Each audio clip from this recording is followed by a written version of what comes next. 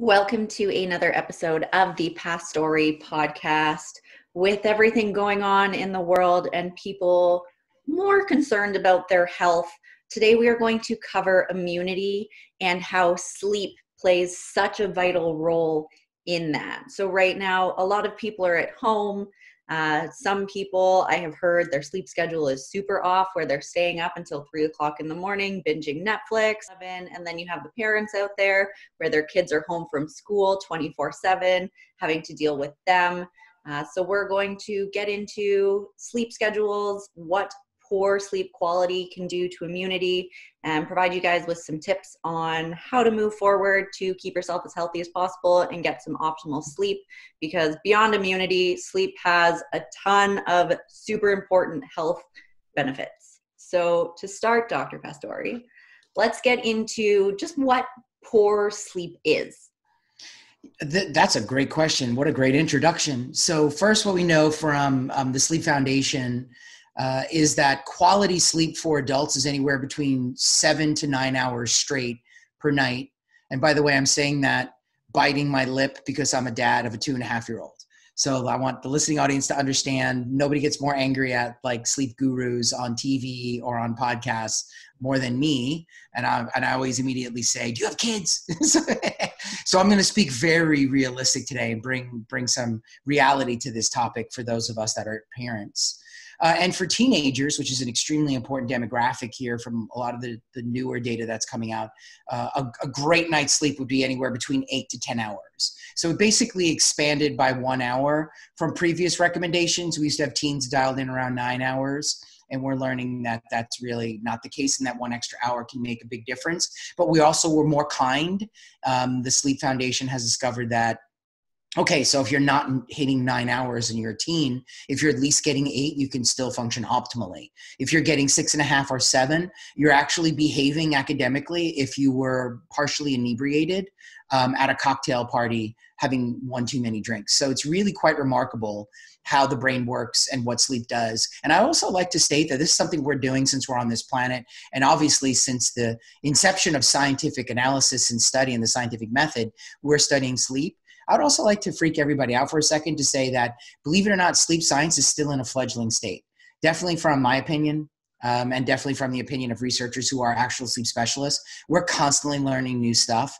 It's really quite remarkable. One of the most latest sound bites that is out there in the scientific literature is people are now calling a subset of the people who are locked down from COVID-19, keeping safe and staying at home and following all the proper rules and regulations by their state governors and the CDC as having COVID-19 dreams. Does that mean they're dreaming of viruses? No, there's actually this new phenomenon of people having really tense, almost horror-esque dreams, and we know nightmares are classically associated with an inability to properly normalize or neutralize anxieties during the day, but we've had to force ourselves to adapt to these anxieties. With your brilliant introduction, the kids who normally would be in daycare or school are not. The parents who have to work full-time still have to, and some people, unfortunately, no longer have their jobs, and they're battling to get some type of government relief. Our mutual countries, Canada and the United States respectively, are doing everything they can to try to get that relief to individuals. So it is really this new frontier.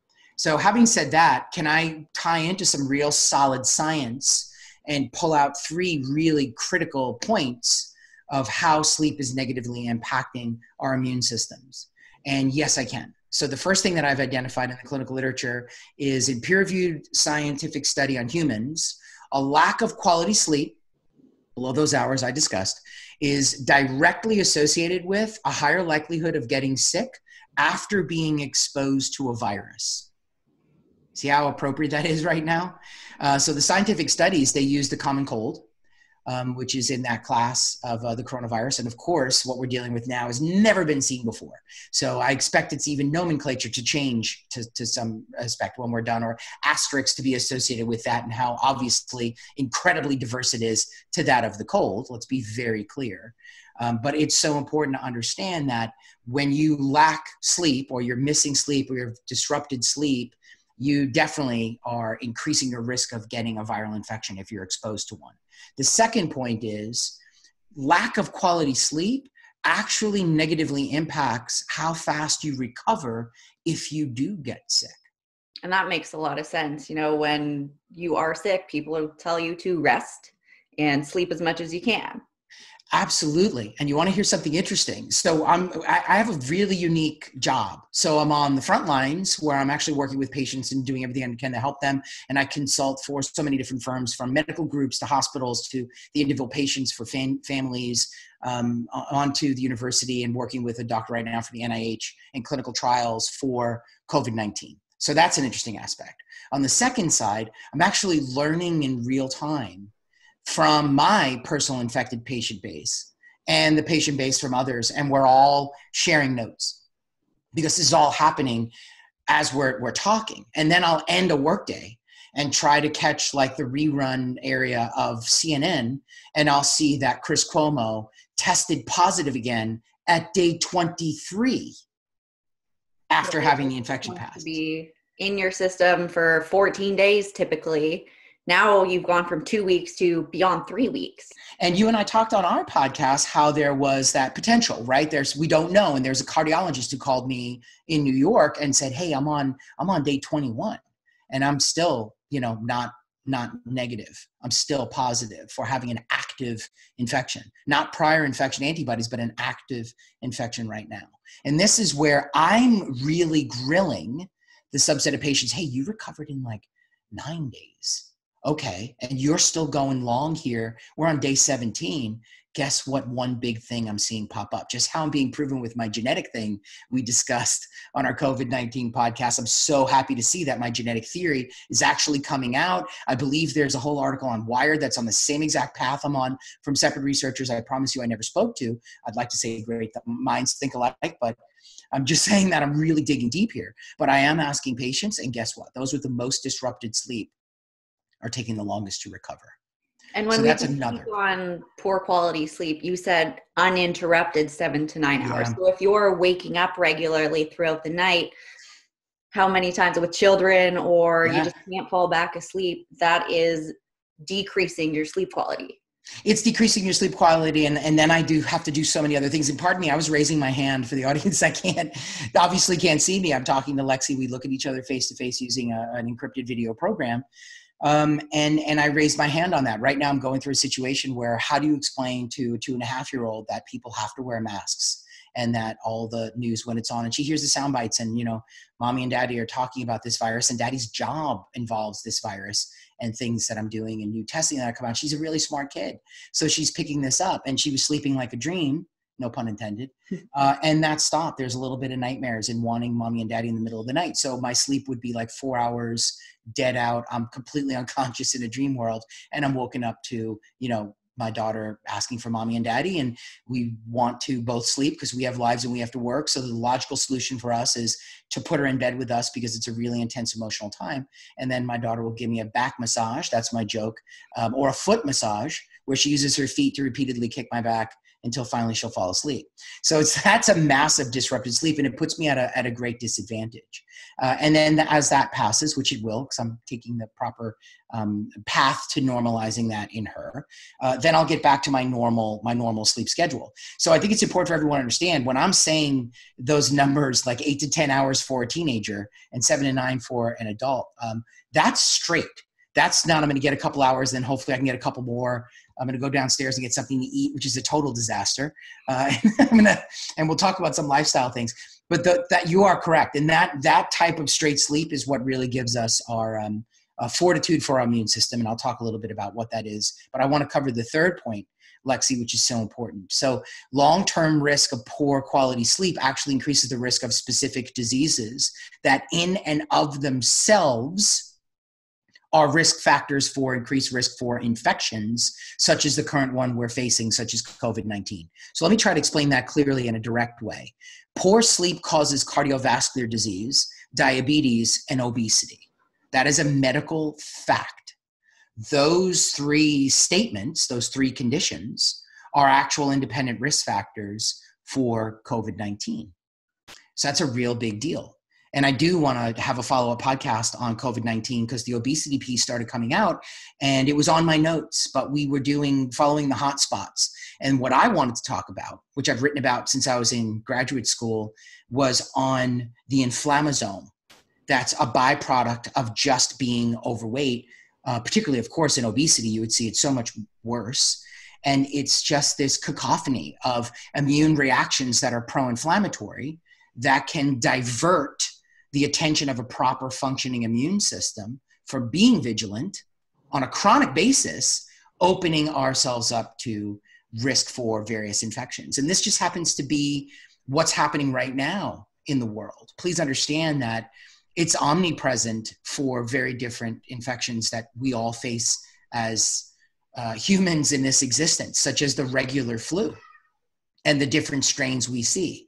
The at-risk population still is cardiovascular disease, those who are obese, and individuals with diabetes, and of course, immunocompromised. In my own work, when clients start to work with me, when they're exercising and eating properly, they go from, struggling to get 3 to 4 hours of sleep to sleeping 7 to 9 hours a night, hitting that range where they're sleeping through the night for the most part, and their weight loss progress improves drastically just from that change in sleep. Just from that change in sleep. And there's one thing I've said, I have these little sound bites, but they end up being based on fact. So I taught a class for years, this master class for years, as part of continuing medical education for doctors. And one of the things I said under the section for sleep, it was on the biochemistry of human nutrition. It's all a biochemical basis. And in this class, I mentioned that if you have a patient that loses sleep, and I mean several nights, just several nights, I honestly would consider them and talk to them that next day they reach out to you, educating them as if they were, for a moment in time, insulin resistant. Because they actually scientifically proved that is what happens when you miss as little as 2 or 3 nights of sleep. Your cells become temporarily, and if you keep repeating that, it happens permanently, temporarily resistant to insulin, which causes an elevation in glucose. And those are a deadly combination for weight gain. It'll make you store more calories. It'll make you more sluggish. You'll feel sick, and it increases the risk factor for so many different types of diseases.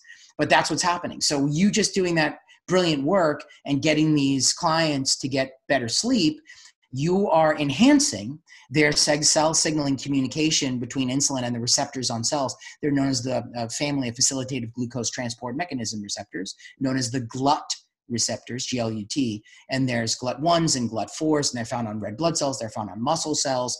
They really communicate very well with insulin to let glucose in when the patient slept.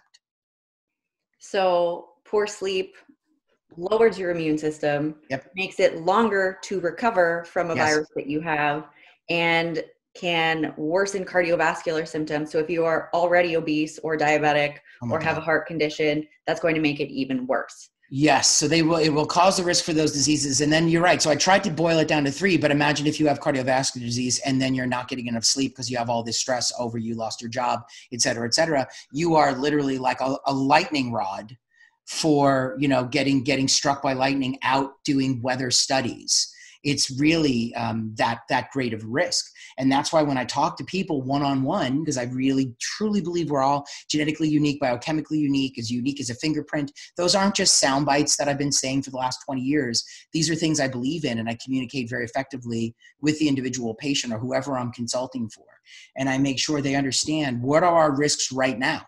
If I have a patient whose health is excellent, but they've just gone through a week of lack of sleep, they're not the people I want to send out to do the emergency run to the grocery store. I want to find alternatives to make that happen right now, not to throw out scare tactics, because I'm also factoring in where they live and what their exposure rate is. I mean, if you're a regular listener to this podcast, and you can probably tell by my accent, I was born and raised in New York City, and I practiced out of Manhattan for the majority of my life. And I'm only new to California since the beginning of this year. So I spent my whole life there, and that is the biggest hotspot in the United States of America. And I have a large patient base there and patients that have those comorbidities. So my dialogue with them is knowing your history, knowing your cardiovascular disease, knowing your calcium score. If I could throw out a new term, we could do a whole podcast on that one day. Knowing that you have these risk factors, we need another loved one in the home, or we're going to have to figure out a delivery service, but you're not going anywhere until we stabilize these biological markers. And And why is it that the decreased sleep also lowers your immune system? What's the connection there? yeah, it's really interesting. So the governing concept is that sleep is believed to support something called the initiation of an adaptive immune system response. And that is probably one of the most important things we have as humans. So let me try to explain this in layman's terms, and hopefully you'll pause me or pry it out of me to get this really understandable, because I think it's important that knowledge is power here. So a good night's sleep on a regular basis supports this following set of activities. If we're exposed to a troublemaker, in science we call that an invading antigen. So think of it as a troublemaker, a problem, whatever terminology you can equate with that so it makes real solid sense to you. In this case, a virus. The human immune system takes up that antigen, that troublemaker. It's an engulfing process. It's known as phagocytosis, but let's say it takes it up, it appropriates it, and then it'll break it apart and present fragments of it to cells called T helper cells. So the antigen is taken up, the troublemaker is taken up by some cells, and it is presented fragment-wise, components of it, to helper cells known as T helper cells. Now these let's compare this to a riot where you have a whole bunch of people that are rioting and they are the one virus. So they're arrested by the cops and then brought into the cop station. Yes. They are then processed by different people and split up. That is perfect. And the paperwork for what transpired would be the fragments that are then presented to the detectives. So the detectives are going to be a little bit more minute, and they're going to go, okay, let me dig deep. You were pounding the pavement and you brought these perps in. Now let's really get a little bit more technical. So when the T helper cells actually have these fragments, they release a chemical, and we talked about cytokines in the past, and it's all over the news today. And we probably should just do a whole cytokine episode, but I think we've been pretty decent in our sound bites. And I promise I have an article that I will get out as quickly as possible. So they signal a cytokine called interleukin-12 that is basically the chief of detectives that calls in a full squad known as T helper cell 1 response that supports a network that is really cool. It's called antigen-specific T cells, and it starts the production of antibodies by another type of cells called B cells so that they will always recognize who the problem is. So basically, the detectives now have fingerprints and photographic evidence of who committed these horrible crimes. They know the name of the crime. And then if these perps do anything again, if they're caught on camera trying to invade the same body, our immune system will go, nope, got you. We're going to start an all-out war. Or if they're trying to invade any other part of the body, they will be attacked. And that altogether is known as an adaptive immune system response. Sleep has been scientifically shown to enhance this production in our lymphatic system, in the lymph nodes. So it makes those police officers and detectives super sharp and on their game. They're on their game. There's no one getting by them. They know exactly what the troublemaker is and how to identify it immediately and pull it out of a crowd without disrupting the normalcy of the other environment of what's happening. So instead of us all being sequestered because we don't have like humoral immunity, vaccinations, adaptive immunity, we're all just kind of running away from this invisible force. In this case, when you have adaptive immunity, you're fending it off. A great way to think about that is when you have a dead-on accurate virus that you can then cure with a vaccine, like the polio virus and Jonas Salk's brilliant work, which basically wiped out polio when all of us had that vaccine at the same time. That's known as herd immunity. And herd immunity is basically see something, say something. I don't like that weird guy who put the backpack on the train station. The detectives have a face to go with that report, and they know, boom, and that's an adaptive immune system response. So sleep turns that on. Lack of sleep turns that off. So then you get the virus. No longer recognize the rioters, and they're walking into your body, causing havoc, and you can't identify them. Let's say they're all like wearing masks. Everyone is wearing masks. Correct. And there's some, and Lexi, guess what? There's some frightening studies on this. Let me tell you how profound this is. So basically the data that I'm providing right now comes from a study that's called Sleep and Immune Function, right? And it was published in 2012. And that covers that data really cleanly. But what's really important for our listening audience to also understand is there's like thousands of studies on this topic. Here's a little soundbite of one that's kind of shocking.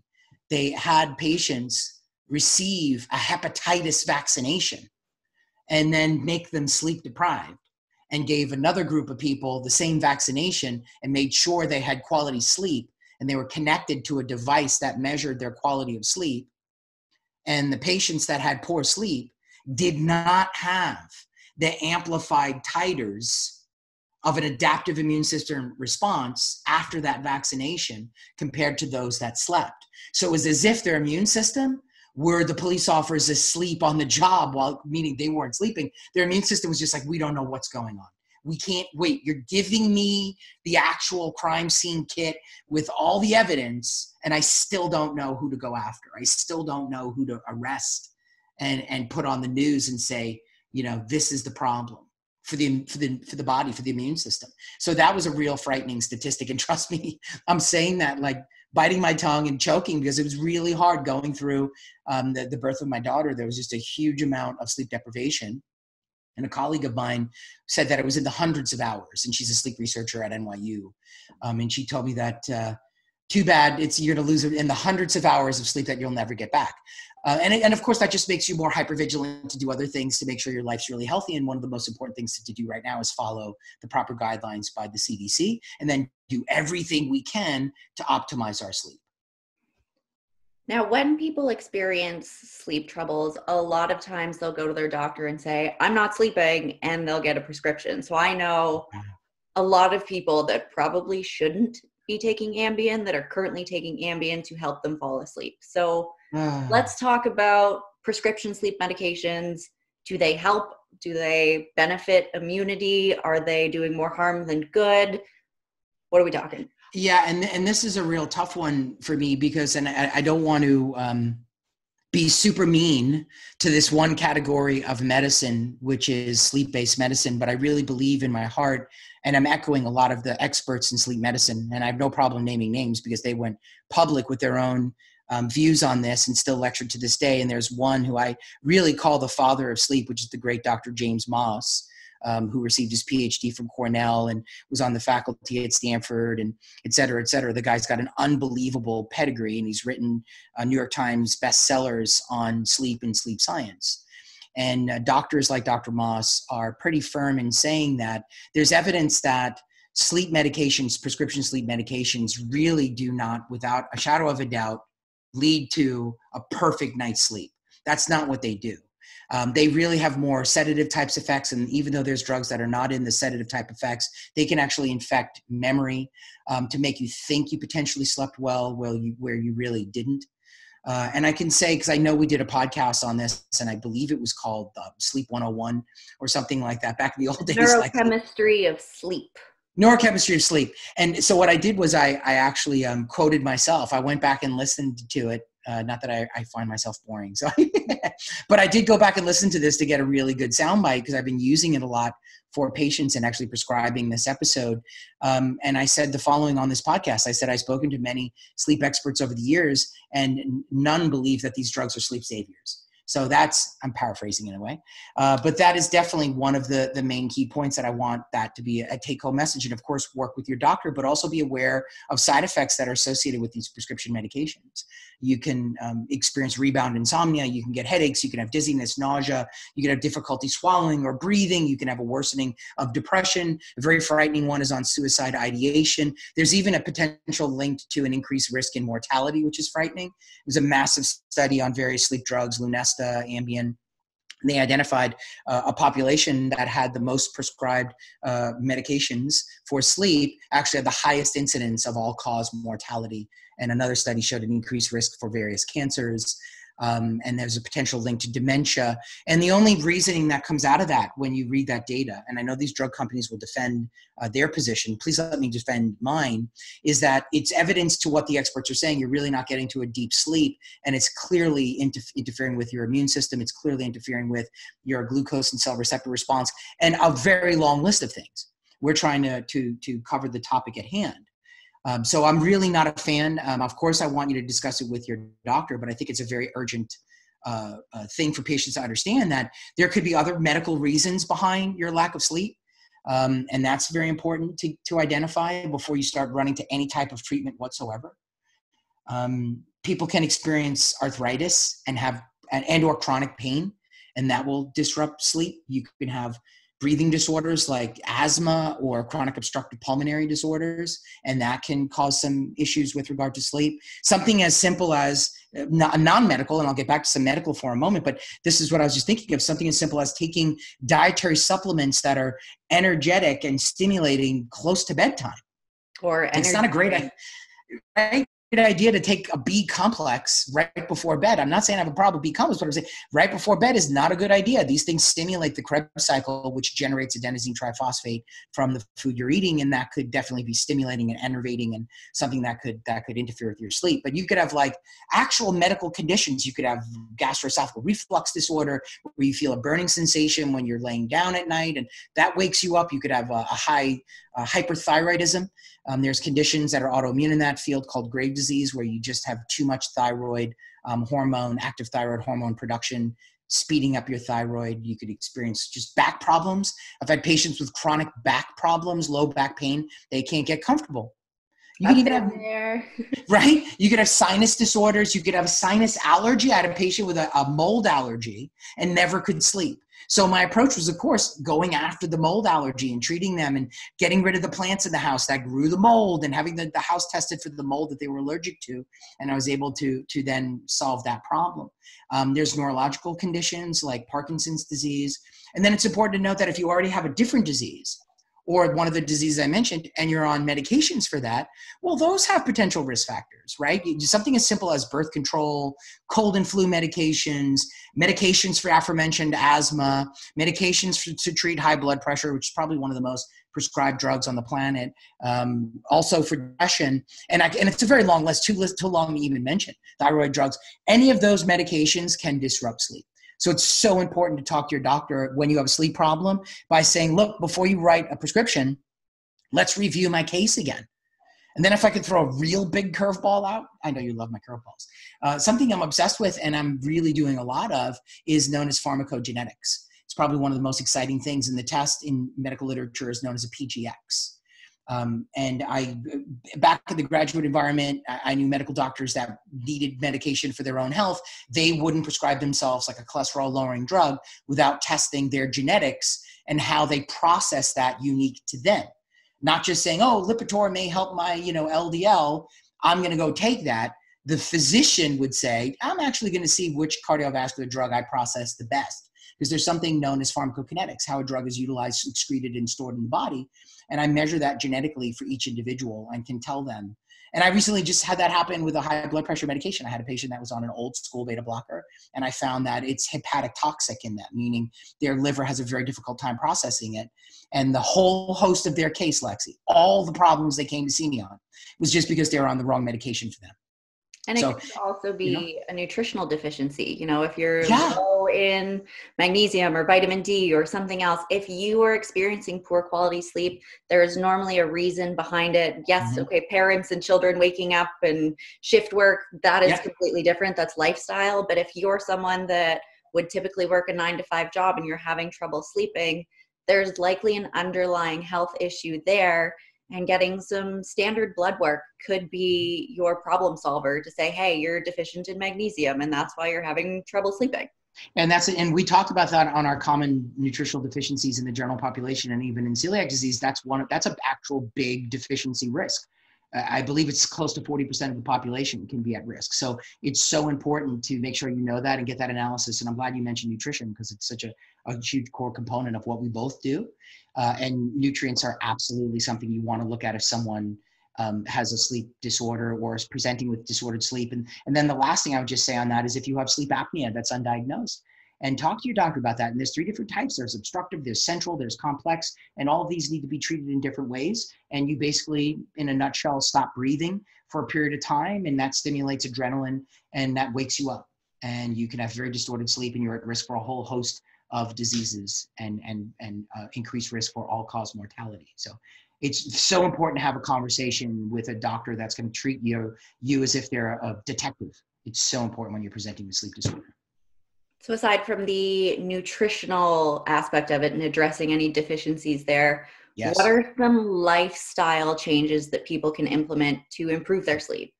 Yeah, and I don't want this to sound like just a soundbite, because I know for everybody it's different, but really addressing stress is a huge thing, and one of the things, what I love about the work you do, Lexi, is, starting from a pinnacle of physical exercise the right way, I really think is just urgent for everyone, no matter their age, their state of health, their size. It's so important to do that.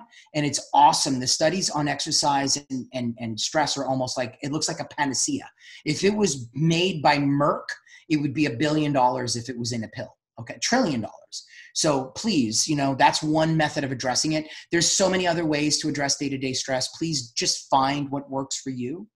Of course, caffeine consumption, some people are very caffeine sensitive. I test them genetically for a gene. If they're slow processors of caffeine, if they're having a cup of coffee around 3 or 4 o'clock at night, even if it, like, air quote, relaxes them and helps them focus on the tail end of a day and be with their kids while they're all home and help with the homework after they finish their work hours, it could be shooting them in the foot later at night. That's moms and dads and green tea, or colas that are caffeinated, Mountain Dew. If you're having a soft drink in the evening, make sure there's no caffeine in it. So true. Yeah. And, and there's some people that can get away with that. And we all know people that can, and I happen to have that really rapid caffeine genome and that genetic type. And some people do and some people don't. So regardless, you could always take that step. If you're noticing something new, changing your behaviors now, like having that yerba mate, which is so caffeine rich, but it's not coffee or tea, or just really be cognizant of that. Understand that exposure to artificial light. And I know the kids are on the tablets and there's nothing we can do about it, but doing that late in the night really disrupts normal neurological signaling required for sleep to taking place. And that's an issue, and it can actually upregulate alert stimulating neurotransmitters like norepinephrine and epinephrine and adrenaline. Because your eyes associate that screen with blue light, which is blue light that comes from the sky and the sun. Mm-hmm. So either blue light blocking glasses are really popular, or turning your phones. Most of them now have a blue light shift that's for most of the part, like, automatic. So you'll see less blue light, but doing your best to limit screens at night so that your brain doesn't think it's 2 o'clock in the afternoon. Yeah, it's so important because it just turns off melatonin. Right, keys pulled out, and melatonin does so many things in addressing the sleep-wake cycle for us humans.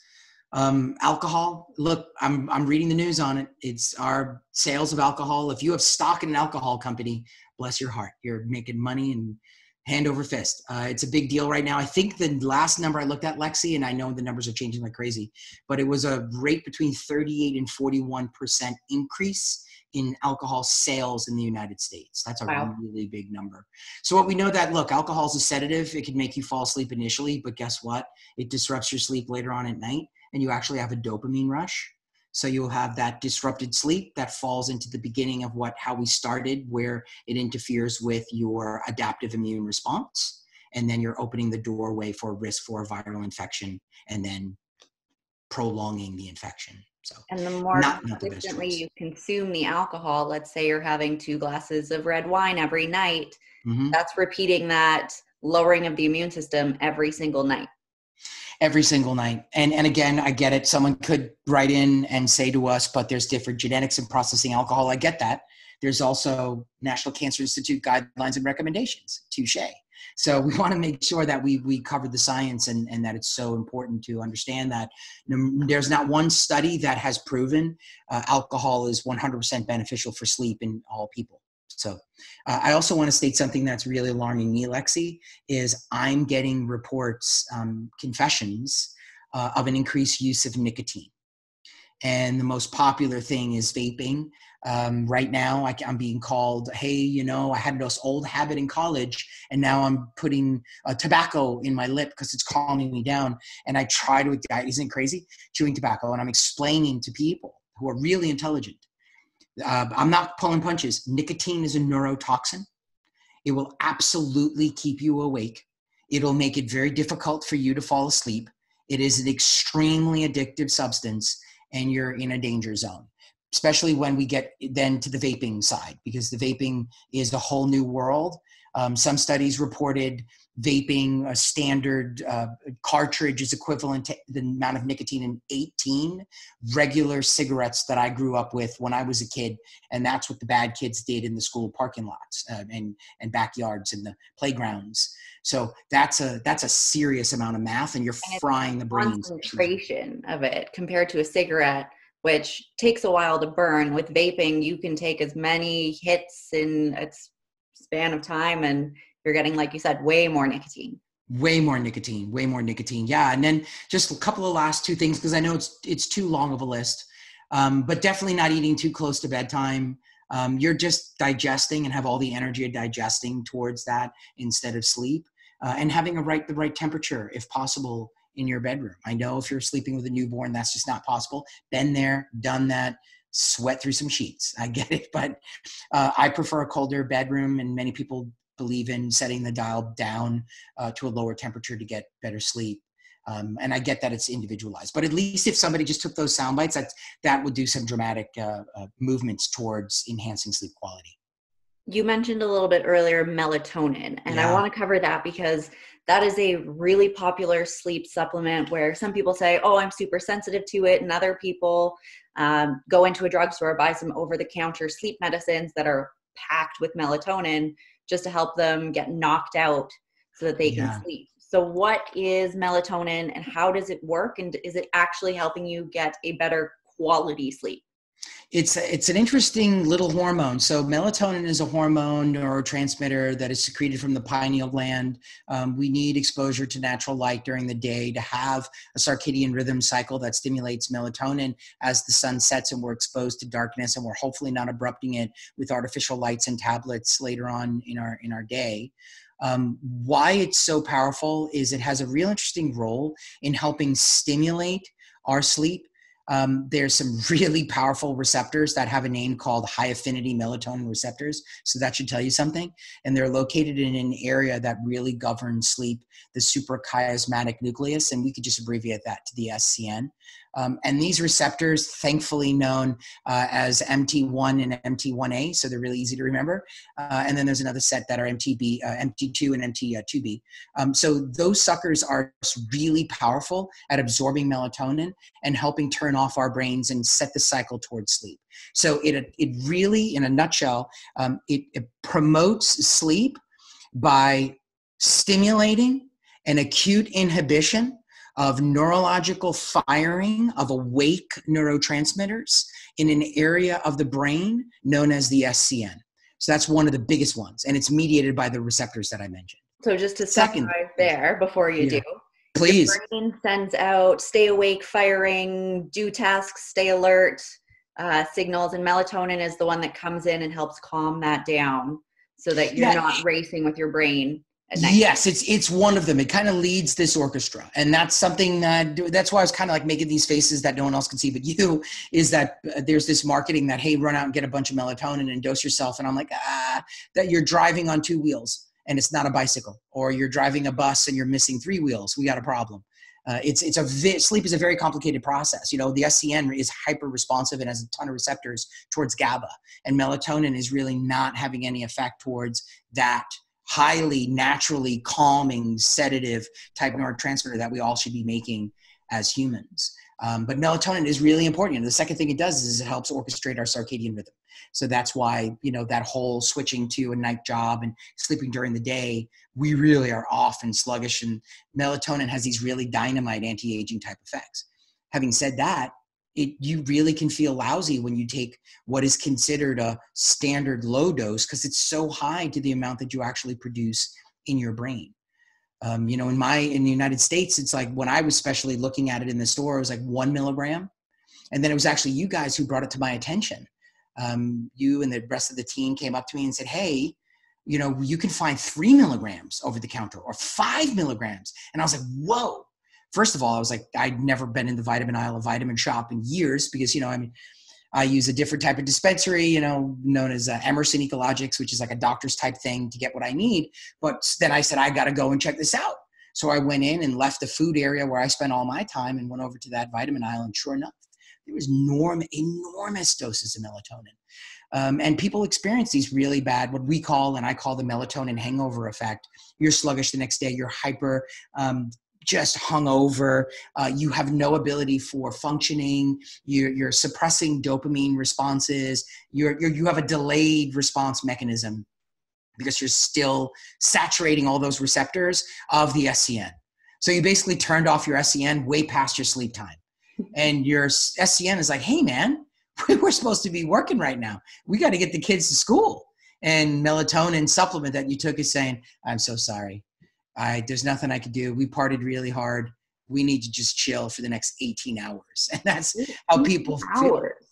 Yeah, you could feel really sluggish. And a 3 milligram dose could really affect an adult for around 18 hours. So if you take it before bed, and can you imagine that? You got your 8 hours of sleep, hopefully, and you're punch drunk, hungover, and then you got to work a full day and you're still taxed. And then you start snapping out of it around 8 or 10 p.m. the following day. And then you take another dose before bed the following night. So you get stuck in this feedback loop. And a lot of us are awesome adapters as human beings with walking wounded.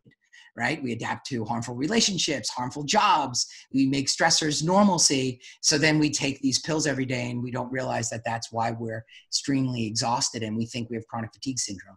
And then I come along and I unplug that from your life and a week later you feel better. It's my job is looking at that big picture. So I've never really been a big fan. I really like, I love melatonin. I've never been a big fan of the high doses. I love melatonin in extremely tiny doses. But I do believe in Lexi because we talked about prescription drugs. I do have to say, I do believe in natural products for sleep. I do think there's actual solid, sound science on ingredients out there. I do think that there's a lot of doctors supporting it. And I unfortunately think there's a lot of misinformation about it because there's just such a big push towards pharmaceuticals for this problem.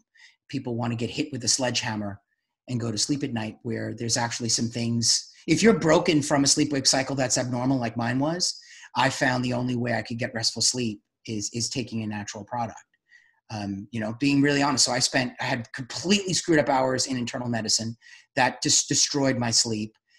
Being a parent then brought that back and changed how you sleep. And, I talk to moms all day long and they're like, oh my God, yeah. Then you get in a cycle and it doesn't break for years.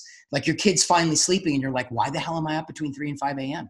So I needed something to fix that because I negatively adapted to that lifestyle. And that's when I started working in the lab and came up with something that I called Power Off. And I kid you not, it changed my life.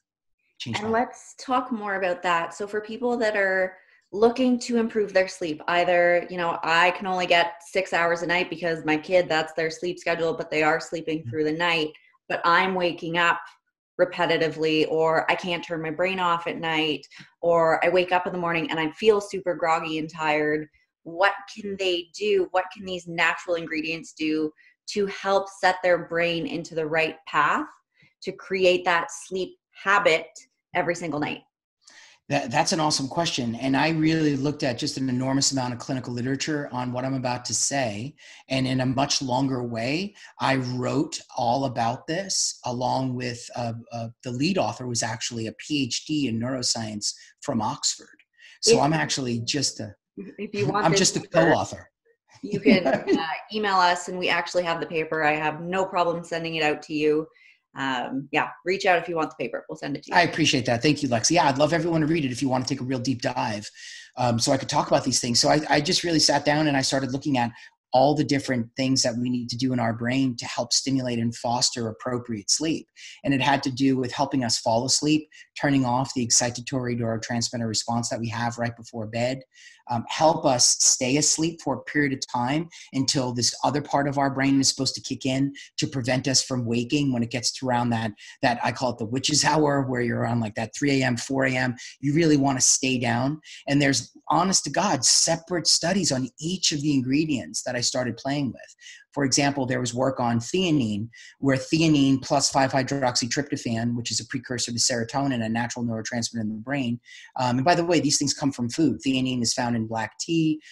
It's most rich in Darjeeling tea, but obviously you don't want that caffeine. But when you extract theanine and you mix that with 5-hydroxytryptophan, that has been shown from pediatrics to adults to keep you asleep and prevent that wake up around those hours. And in the clinical studies, it was around between 2 and 5 a.m. So just keeping you down during that time, I found that just unbelievable for me.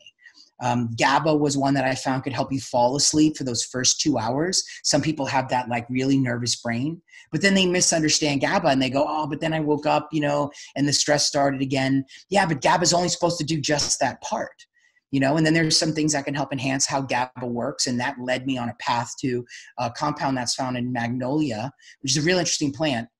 And it's got this alkaloid in it called hinokiol. And hinokiol blew me away because even in human brain cell culture studies, it would constantly prime the receptors for GABA to reappear. So it would constantly keep those receptors saturated. And that did a lot of cool things. It would protect the cell from free radical damage because GABA does so many cool things, and neurotransmitters do more than just one thing. So I took a real deep dive. That's just a few of the ingredients. I can keep going on. And I know a question that we've gotten about GABA before is it can't cross the blood-brain barrier. So can you just quickly touch on what the blood-brain barrier is, why GABA typically can't get through it, and then your fantastic brain and what you came up with? Well, I'm really simplifying work that took me a very long period of time. Thank you for that. I'm really not good to talk about this stuff.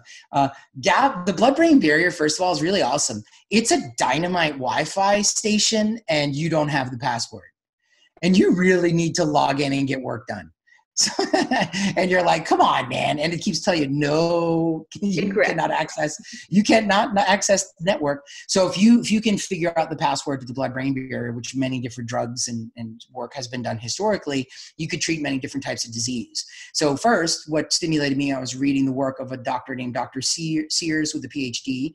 And what Dr. Sears did was he developed the first chemotherapy that could pass the blood-brain barrier, pass this really tight mesh network of fibers and cell communication factors that protect the brain, like keeping what should be kept outside the brain from getting inside the brain. And while that's lovely and we need it, please keep in mind when you're trying to get a drug through the brain to treat a brain cancer, which used to just be a death sentence, we really wanted to breach that gap in a safe way, not blowing it open, but just tricking the cell communication path networks so that they would usher in this drug to start treating these glioblastomas and various types of cancers in the brain. And thankfully, they've been very successful to some extent in certain disease states.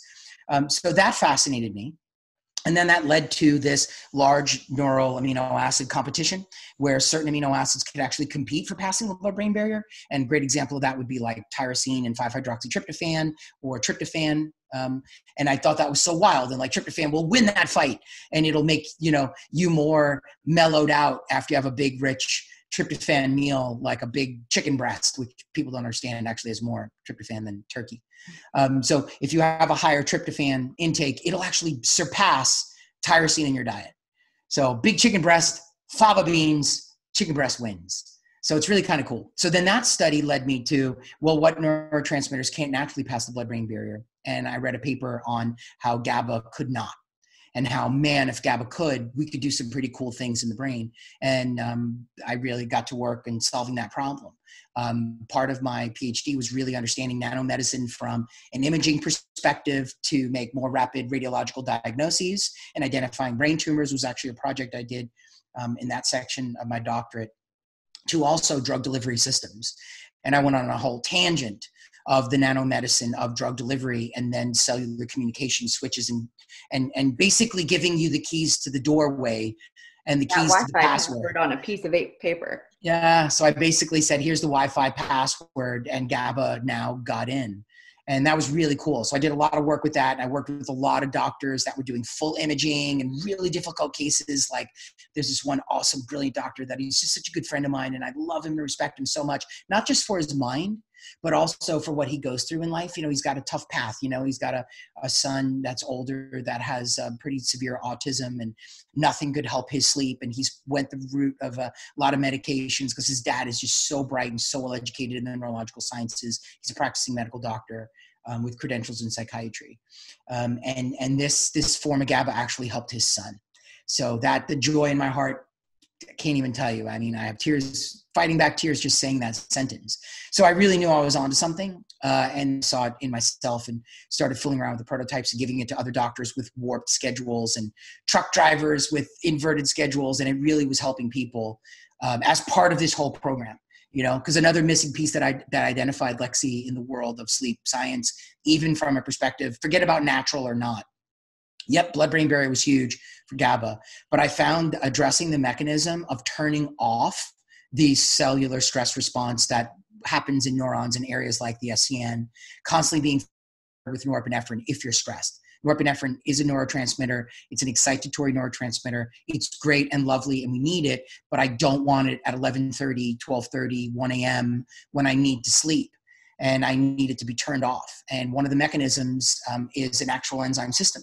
It's a sulfur-based enzyme system we all have, and there's an enzyme known as phenylethylamine N-methyltransferase, and it requires a sulfur amino acid known as cysteine to actually be turning off long-lasting stress neurotransmitters into a shorter one so they peter out. And that led me to all work on a sulfur-containing amino acid known as cysteine, then how to stabilize that, and using something known as a dipeptide of that, a dimer, two cysteine molecules stuck together. It's known as cysteine in chemistry. But that combination of all that work actually led to this one pill. Sounds crazy, but thank you for letting me talk about that, because I hope you can hear my passion. It's something that really excited me. And even with my disrupted sleep, Lexi, I take it and I go right back out. And I couldn't do that. Like when I wouldn't take it and my daughter would wake up, and by the way, it doesn't knock me unconscious where I can't be there for my daughter. I hear the first cry, whimper. I got the dad ears, man. So I hear it and I'm there and I'm loving and I'm on it. And then when it's my chance to go back, I just go right back out, because I kind of reset my chemistry with what I needed. So this product is something that both Dr. Pastore and I take. I have a couple of my own family members that also take it that have struggled with sleep. And it is the one thing that, as Dr. Pastore said, helps you fall asleep, helps you stay asleep. And then when you wake up, you don't have that melatonin hangover. You're fresh and you're ready to take on the day. And that is Power Off, which is Dr. Pastore is the brains behind it. As you can tell, he poured years into this product. And continuing to evolve the formula every couple years as he learns more information. So our newest version of Power Off is definitely better than the one before, just slightly. But I find now that instead of 2 capsules, I only have to take 1 at night, and it helps me stay asleep. Yeah, me too. I only need 1 capsule. I really love it. And it's just been a lot of my, what do they say, that like, necessity kind of sparks invention. So it was like I needed to sleep, and I was just so broken. And I wish you could have seen my kitchen counter at night. And my new wife at the time, here we are 16 years married, but this journey did like 16 years ago. And I just had like everything you could imagine. I was the person that had the negative reaction to valerian. Valerian was the big thing. That didn't work. That kept me up all night.